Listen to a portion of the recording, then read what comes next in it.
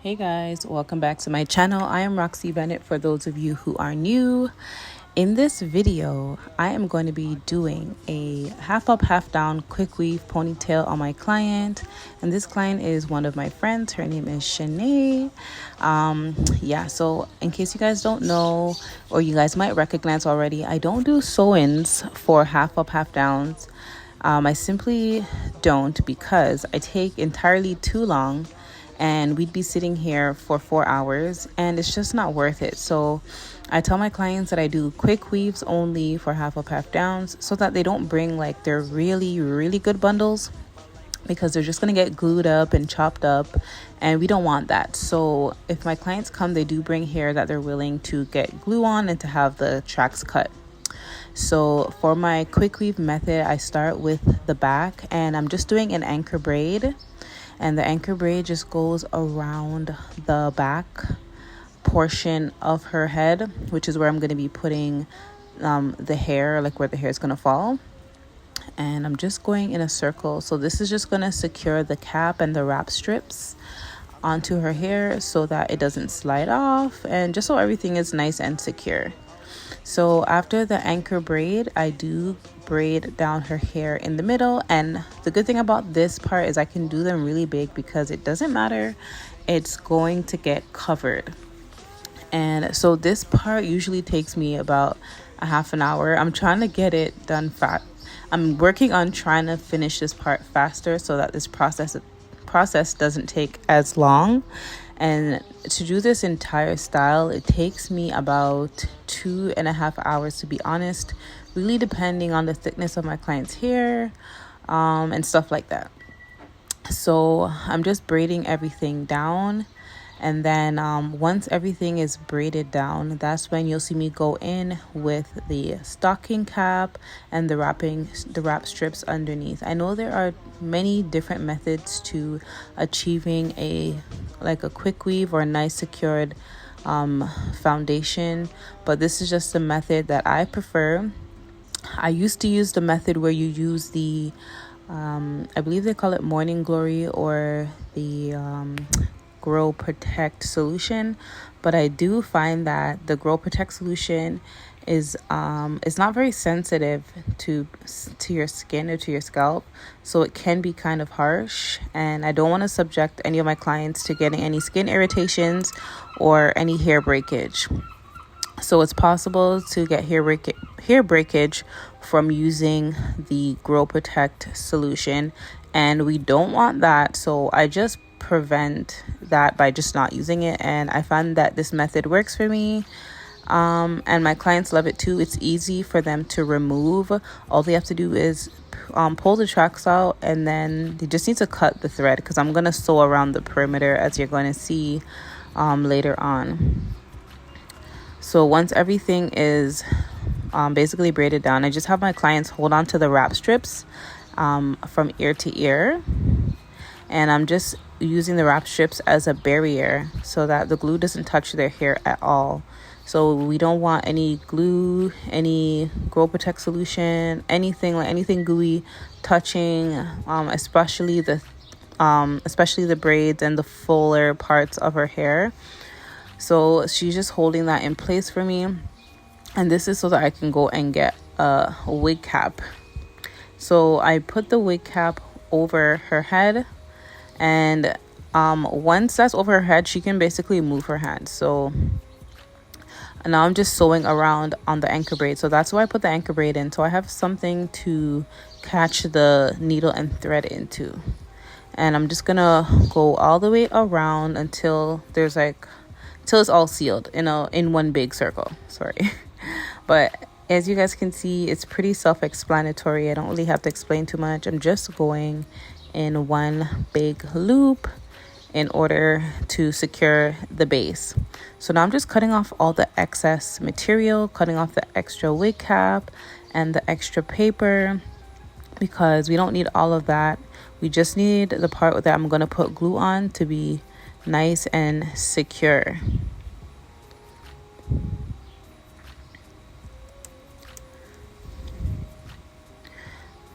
Today my So Shanee wants a bang with her half up, half down. I think this style is super cute.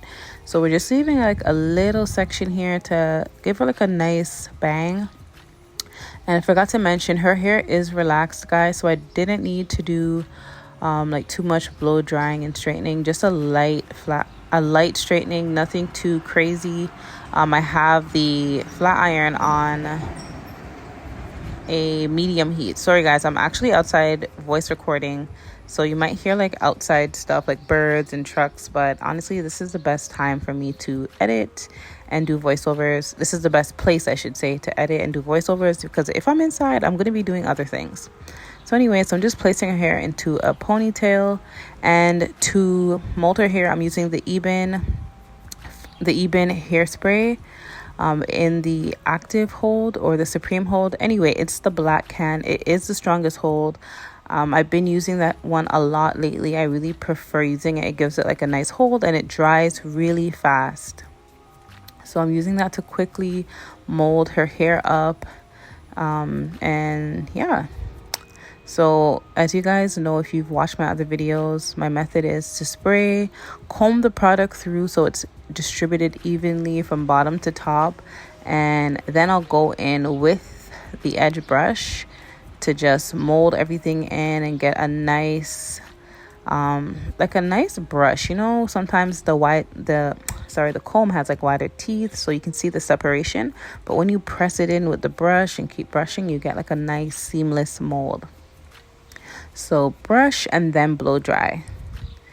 All right, so this process for her hair was pretty quick because her hair is relaxed, and because I took out a bang, I have less hair to mold up, so the top portion was pretty quick. And this is what really determines how long it takes for me to complete a style.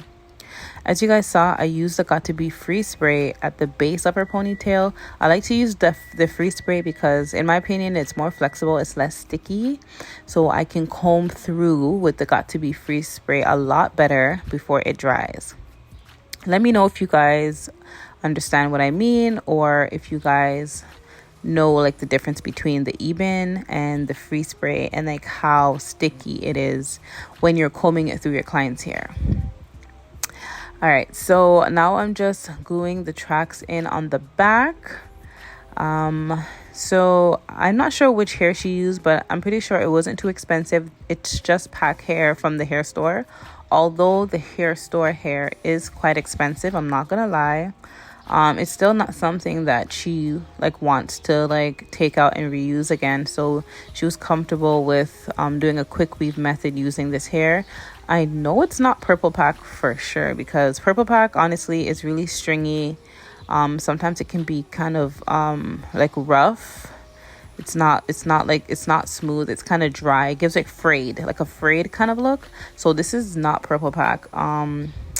It could be either Sasha or Milk, but I'm just not sure. If I do find out what hair it is, I'll leave it in the description box below. It definitely curls really beautifully, and you guys will see that later on. So I'm just gluing down her tracks. I'm going from like ear to ear, and then as I get a little bit higher, I'm kind of changing it into like a U-shape motion, a U-shaped direction. This is a popular method when trying to do like a quick weave when you're not leaving out any hair. This is so that when the hair falls, you don't see any wefts or any tracks. It kind of falls so that it camouflages the wefts, so that you don't have to leave any hair out. In this case, she could have left her hair out simply because she's relaxed. But sometimes, even though you're relaxed, like your hair, sometimes the hair gets rustled and it gets in the way and it separates from the weave. So just to avoid all of that, we just tucked everything in. It's just a lot less work. So I'm getting to the top now to kind of close it up. When I'm finished like my last U shape, I just use like two or three tracks to kind of close it up, and they go straight across like horizontally, and it works out because the ponytail at the top is gonna cover that little piece at the top that's gonna go horizontally. I'm sure you guys have seen many videos with half up half down quick weaves, So this might be repetitive, but just in case you haven't or it's not, this is just the way how I do it, and I hope you guys like this method or try it in the future. So I'm just adding a little bit of braiding here to her ponytail.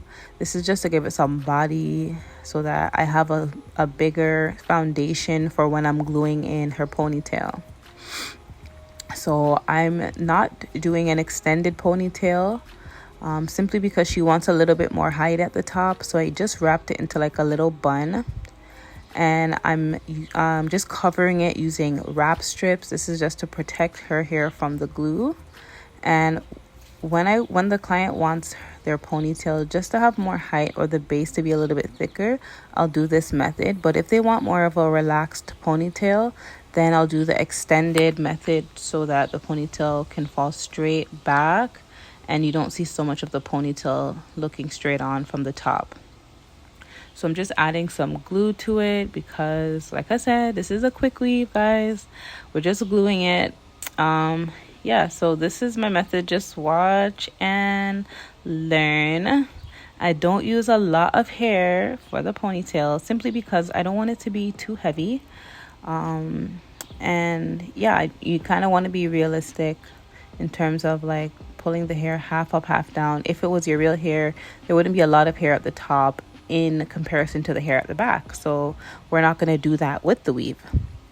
And like I said, it takes away a lot of tension and weight from the top of your head, especially because you only have like a third of your hair up, sometimes even a quarter of your hair up at the top, and your head cannot manage all of that heaviness, all that pressure. So we're trying to keep the half up part as tension free and just tension free as possible, because there's nothing worse than a ponytail that's giving you a headache, especially after you just put it in, and we don't want that. So I try to prevent that as much as possible.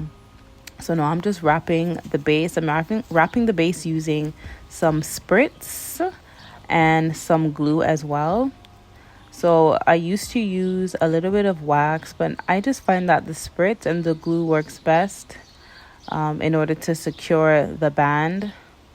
And I like when the band is nice and thick, especially when I do this method where I put the bun first and then wrap the hair around.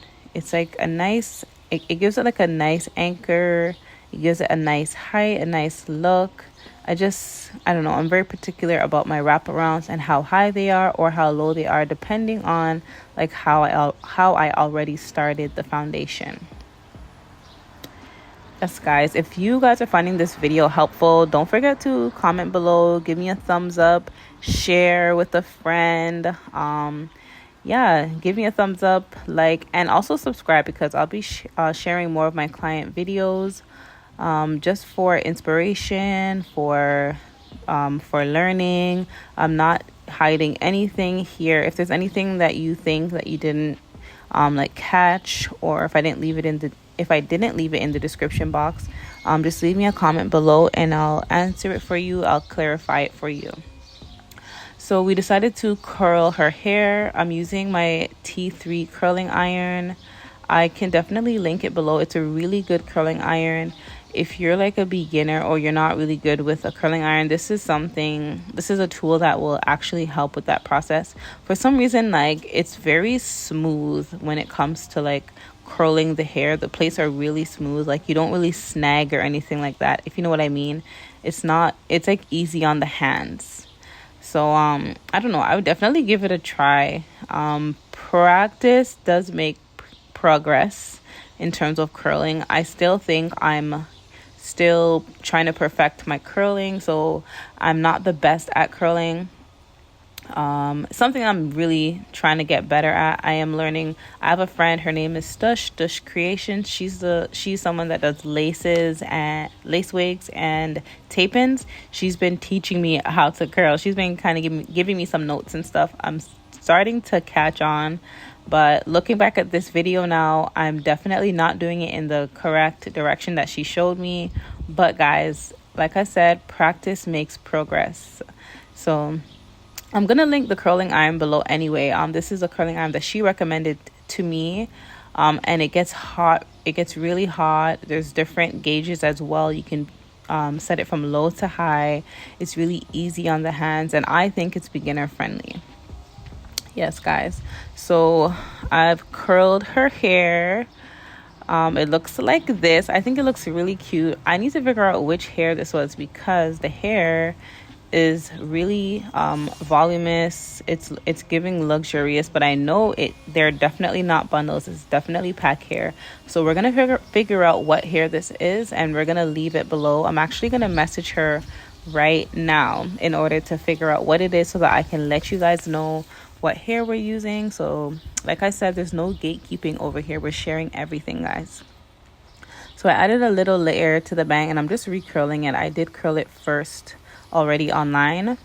Oh, not online. Oh my gosh. I curled it already on camera. But I didn't include that part because I did recurl it again after kind of shaping it. You guys also missed that I put some Sebastian Shaper Plus hairspray in the bang. This kind of helps everything stay nice and, I don't know, set. Yeah, guys, so these are the curls. I'm just combing them through, guys, and this is also the finished look. This is, yeah, this style looks really cute. She loved it for sure. She actually wore this hairstyle to my bachelorette, guys. She looks so good. I'm gonna actually share a photo with you guys of like a group photo that we had the following weekend. Let me know if you guys enjoyed this video, if you found it helpful. If you have any tips, if you're a stylist, let me know. I'll definitely see you guys in my next video. Don't forget to subscribe if you're new. Bye.